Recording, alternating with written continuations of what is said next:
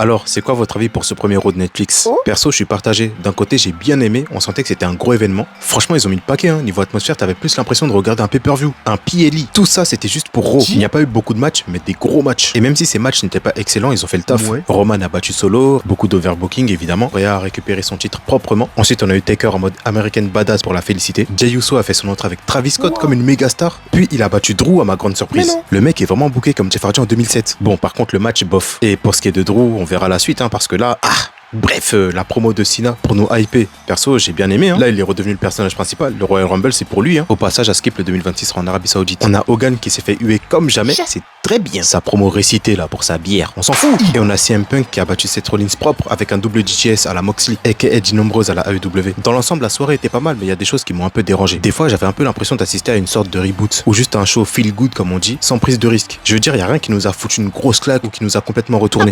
Déjà, The Rock qui devient tout gentil du jour au lendemain. Mais dans quel but? Et on fait quoi de tout ça? Quand il avait dit qu'il allait revenir spécialement pour Cody, ça en est où? Ils ont abandonné le projet? Là, c'est fini là. Puis pareil, il a donné le Hula Fala à Roman Reigns et même là, zéro trahison. Je m'attendais trop à quelque chose, surtout quand on se rappelle de ce qui s'était passé à Bad Blood. Du coup, là, je ne vois absolument pas ce qu'il prépare avec The Rock, mais bon, à voir. Là, on n'a rien eu de fou. Aussi, on n'a pas eu les débuts de Penta alors qu'il nous avait été teasé. Perso, je l'attendais tellement, mais il va sûrement débuter face à Gable au prochain Raw. Et ouais, Gable va encore jobber, le pauvre. Et pour finir, moi, je m'attendais à un heel turn de Seth Rollins au main event. On a eu un bon match, mais voilà, ça s'arrête là. Et encore, pour moi, ça manquait d'un petit quelque chose. Je pensais qu'ils allaient en profiter pour nous faire un angle historique et marquant. Un moment qui nous met sur le cul, un peu comme quand Punk a tourné heel au millième épisode de Raw. Mais bon, on n'a rien eu de tout ça. Finalement, le show, c'était juste une bonne introduction à la Netflix era, sans plus. Après, peut-être que j'avais trop d'attentes. Hein. Et vive le catch, bordel!